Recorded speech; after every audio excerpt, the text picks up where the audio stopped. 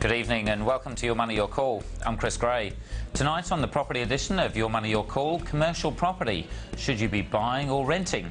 How hard is it to fit out a commercial property, and what are the issues you should be aware of?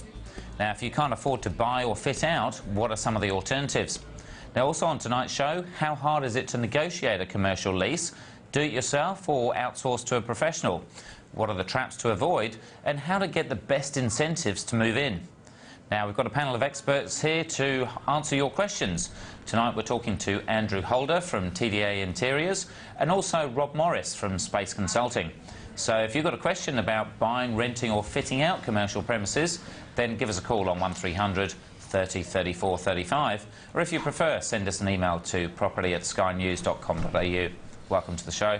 Welcome to you guys. Thanks. We'll start off with you, Andrew. TDA Interiors, what exactly do you do so the viewers know what questions to ask you? Sure. Well, we're a commercial fit-out company. We refurbish commercial premises, ranging from offices through to hospitality, healthcare. But probably more than that, we're actually a consultative firm. So I mean, the end product is actually the building. We do the building work, but we try and get involved as early as possible with clients so we can give good advice early on budgets and design and that sort of thing. It's a real jigsaw puzzle when you move an office, so we try and sort of take the headache away. And so for most people that have renovated their own place, it's always cost twice as much money and it's kind of taken twice as much time. Do a lot of people that don't hire professionals go through the same grief when they're dealing with their commercial premises? Absolutely. I mean, it's a real minefield. It's full of legislation and statutory information that you need to be aware of. So it's very important you talk to the right sort of people. Otherwise, you're going to spend too much money and it's going to take too long. Sure. Now, Rob, obviously we have real estate agents that sell properties, we have buyers agents that go and buy for you. Now we have kind of leasing professionals as well. Do you want to explain exactly what you do and I guess why there's a need for the service? Because for most people that rent normal residential, obviously they just sign a lease and that's it. Yeah, look, my company basically advises tenants and tenants only, and sometimes owner-occupiers. And look, I like to see us as sort of redressing a bit of an imbalance, whereas the big landlords always have big research teams, analytical teams. What I do is provide an independent service, giving them advice and basically giving them the information that the landlords have, and we come at it from their angle. So be it a lease renewal or an exit of a lease, we can provide them with the information that allows them to make an informed decision. And very often there's significant sums of money at stake with a commercial lease, even for a small business. So we like to make sure that we're adding value to the whole process in an independent way. Because I guess for some small businesses that may be watching and they're looking at taking out like a retail space, like a move into shopping centres, and they've got to deal with a massive business like a Westfield or something with all the corporate lawyers, it must be pretty daunting. Yeah, look, and we hear that a lot. I mean, people do often say, my landlord doesn't actually give me a lot of respect, and we don't have an awful lot of choices.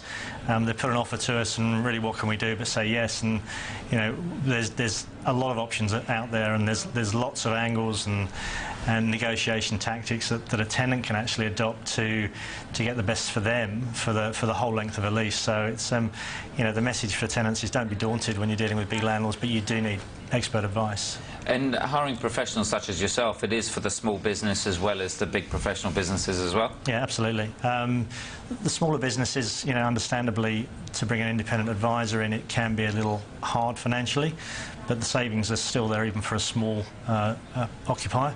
For the medium to large tenants, obviously you're talking lots more money, more space, more risk. So the way of countering the risk is to get professional advice. So and we see a mix of clients across the whole of the industry as everyone occupies commercial property and business. And I guess a question for both of you then, with residential property, it's always been in our blood to always own your own home, to kind of pay it off, to not rent money's dead money. What would you both say is the pros and cons of buying versus renting when it comes to commercial, say for your own businesses? Say, start off with you, Andrew.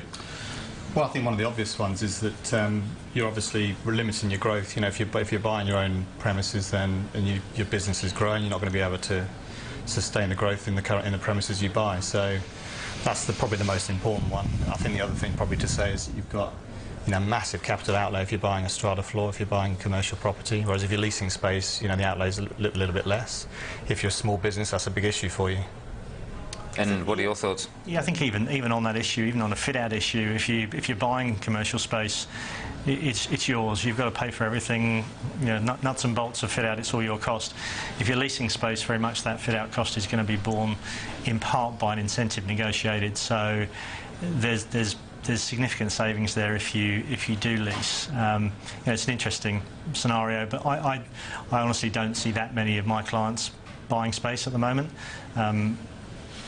The risk of tying yourself into an asset that probably you can't get rid of that quickly is too high for most companies, in my view. Yeah, it's funny you both say that, because I get a lot of clients coming to me, and just in general kind of speaking and talking to people about this kind of stuff, then a lot of people say, oh, look, I've started my business, I've got a mortgage broking firm or whatever it is, and I've bought my commercial premises. And it's exactly what you say, is like if you're, say, a small business, you're either going to grow really, really quickly or it's not going to work at all. And to be tied into a property that you've got a fixed limited space is pretty tough, because it's hard for any of our business to know what we're going to be like in 5 years' time. Exactly. Yeah. So do you see people kind of buying properties and then outgrowing them straight away and then thinking, well, we spend all this money and what do we do now? Well, I think a lot of people buy premises because they see it as an asset they can sit on, and I suppose, you know, then they move out of the premises, they may move to lease space and then lease the space back to somebody else. So I think that, you know, if you're looking at it as an asset, it's a different story, I suppose, but as a place to occupy, as a business home, you know, it has those restrictions, as we said. Yeah. Now, Rob, coming through the GFC, and we don't really touch too much on commercial property around here. Do you want to give me an idea of how you see the commercial market, both from a, say, I guess, a capital appreciation or depreciation over the last few years, but also from the renter's perspective as well? Yeah, look, I mean, from a renter's perspective, I'll answer that first. I mean, it's definitely a good time to be a tenant in the market. I mean, as with businesses that have been hit hard and have probably relinquished a bit of space, those landlords out there are also suffering and are trying to fill their buildings. So, you know, whereas it might not be a very healthy situation business-wise, certainly last year, it's also not for the landlord. So tenants need to play on that and negotiate hard, because no matter what your landlord tells you, he's not going to want to see you go. So, you know, last year was tough. I think this year already is seeing some positive signs. Encouragingly, most companies are now talking about expansion, growing, and actually out in the market looking for more space. So I think you know, what we're seeing is we're through that GFC process. People are less cautious now. Interesting enough, that the big corporates are the ones that are the slow movers, because they're obviously more impacted by the international markets, whereas the smaller businesses are a little bit more nimble and they're in the market and they're pushing landlords hard now. Look, I guess on the capital appreciation side, it boils down to exactly that same equation. If I'm a major landlord and I'm sitting on an asset and I'm losing tenants, you know, my income's going down, my capital value's falling. So I think from that side, the landlords need to work more with the tenants, and they will do over the coming 12 months, I think, to fill their buildings. Because certainly one of the disadvantages about buying commercial from an investor's perspective is these long gaps in tenancies, isn't it? That's right, yeah. Look, I think you can have an empty building, or you know, 6 months is fairly common sometimes to have an empty space. Yeah. Now, you've mentioned incentives quite a few times. Can you explain for those people that haven't touched on commercial before what those incentives really mean? Yeah, look, I mean, normally the landlord will put an incentive into a deal. Basically, an incentive is you know, an additional sum of money to lure either that tenant from another building into theirs, or into their building from a fresh. So that sometimes takes the form of a cash incentive, which the landlord will give to the tenant. Sometimes they'll put it towards a fit out. Sometimes they'll put it towards rent abatement over the term. And it varies. I mean, in the Sydney CBD market at the moment, obviously we're in Sydney, so we can talk about that.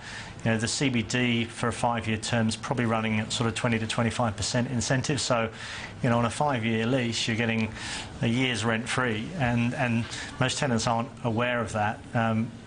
That finishing position very often isn't the starting position from a landlord, I have to say. So they're aware of where the market is, but it's basically an encouragement, and it's affected by supply and demand, really. And so certainly if you're talking about rent-free periods of around, say, 12 months or so, yeah, that's when bringing a professional on, say, such as yourself, that's when it's got to be worth it, because if you're completely unaware of those things and you can be getting tens of thousands of dollars in, it'll make quite a difference, wouldn't it? Yeah, absolutely. I mean, it's the difference we see from, if the tenant comes to us and says, here's an offer the landlord's given us, what do you think, we're just about to sign, to if we get some involvement and we can actually negotiate and restructure the lease for them and build in different incentives, the difference is fairly significant at the end of the day. The landlord has that money to give them. If you don't know which buttons to push, they're not going to offer it. So professional advice is the way to go. Yeah. Now, Andrew, you're in the business of obviously kind of moving people around and doing the fit-outs. So if someone's in a stable position within their existing premises, how much of a hassle is it for them to literally move down the road and find a new office and have to fit it out? Is there enormous things involved? Yes, indeed, there is. I mean, there's a multitude of things. You know, it's a massive disruption for any business. I think the thing you've really got to look at is, when does the lease expire on your current premises? If the lease is, you know, expiring very soon, you've got to make some fast moves to get out.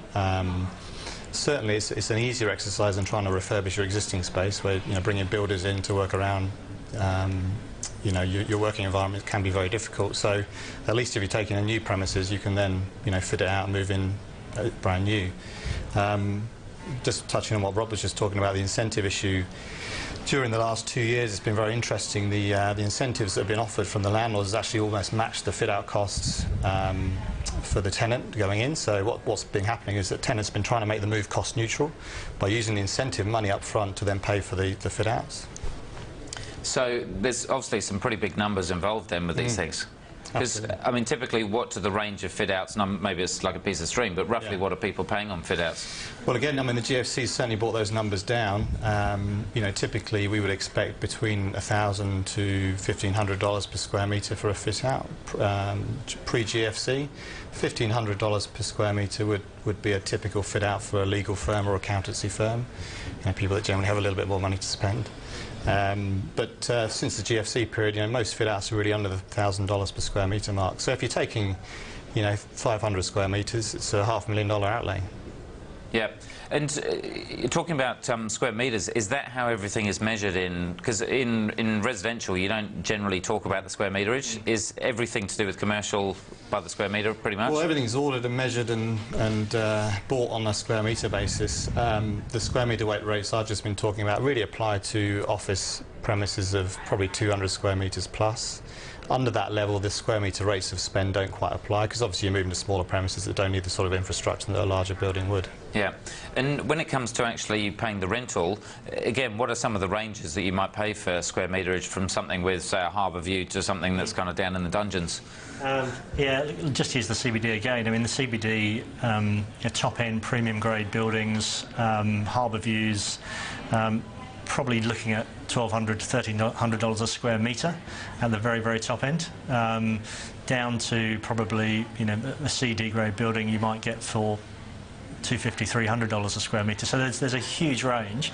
And, you know, it very much depends on the type of business you're in as to where you enter the market. And obviously the big end corporates at the very high end of the market. But as a start-up business or a small business, then there's still opportunities to get into the market. Sure. And we'll go into some more detail in the next few minutes. Now, we'll be back in just a moment with Tip of the Week and more questions and ideas on property.